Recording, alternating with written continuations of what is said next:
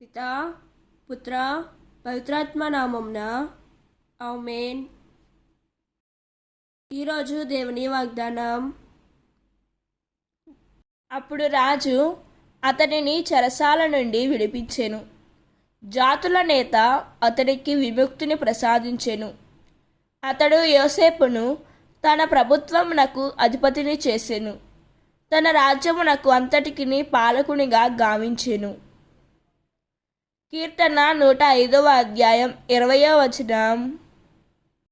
ఈ వాక్యం మనకు ఏం చెబుతున్నదంటే, దేవుడు అనుమతించిన కష్టాలు చివరికి ఆశీర్వాదాలుగా మారతాయి.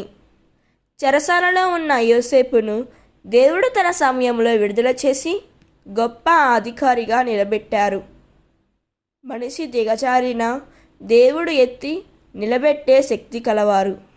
కాబట్టి కష్టకాలంలో కూడా విశ్వాసం కోల్పోకుండా దేవునిపై నమ్మకం ఉంచాలి. దేవుడు ఈ వాక్యం వింటున్న ప్రతి ఒక్కరిని దీవించునుగాక. ప్రార్థన.